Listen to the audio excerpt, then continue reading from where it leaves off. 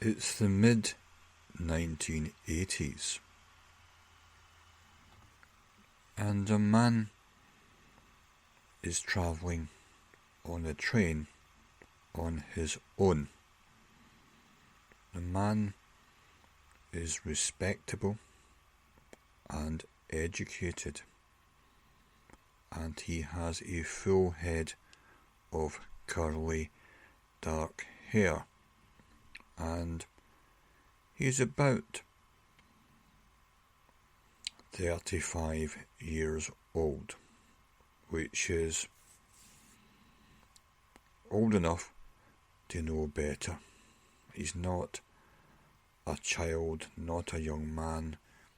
He's got experience and he's got a good job, and he's travelling on his own. Let's call this bloke Jeff.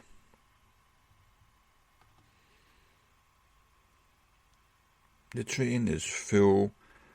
It's not a particularly fancy train. It's a long distance type of affair, and Jeff has a seat next to the window, and he's a thoughtful type of guy, intelligent, and he's dressed in a fairly good quality jacket, and he has an open-necked shirt. It's almost like a dressed jacket and an open-necked soft shirt. Because of the length of the journey, it's given Jeff plenty of time to contemplate.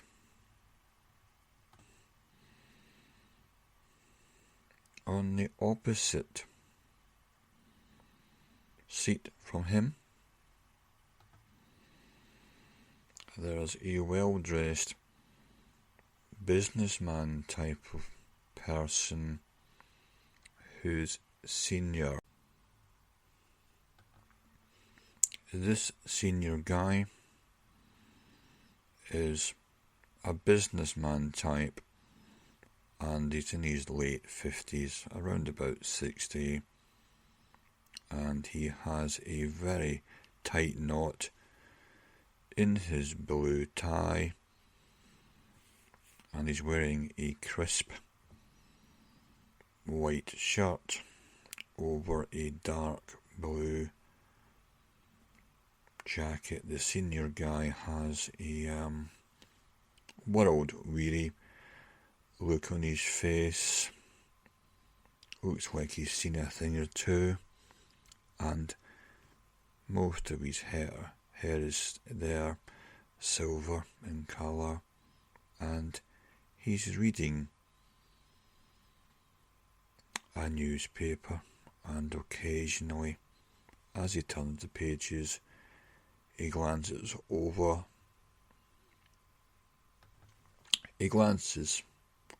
to Jeff, who's more casual in his demeanour, open neck shirt, good quality wool jacket, but well dressed but more casual and relaxed. Jeff is looking out of the window and inside his head in thoughts.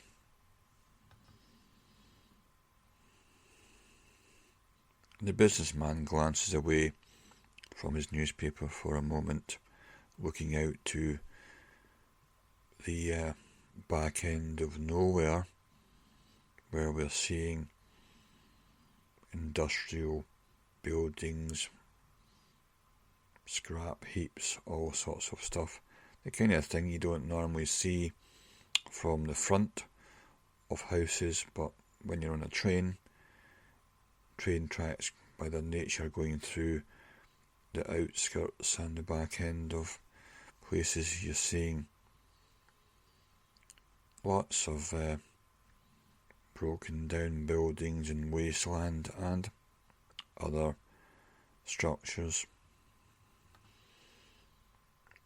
The businessman is not short of an opinion, and he glances back into the train carriage directly at Jeff and says, because he notices Jeff's a thoughtful type of person. So the businessman chimes in. What kind of godforsaken place is this out there? What kind of people live in a place like that? Says the businessman with a kind of a cynical sneer on his face, kind of provoking Jeff into making some type of response. The businessman seems to be taking what you might call a uncompromising right-wing approach. Jeff, ever the optimist, says, well, maybe it's friendly people who are clean, like fresh air, and they love peace and quiet. Jeff's approach is doesn't have the world-weary tinge that the old businessman has embedded into his psyche.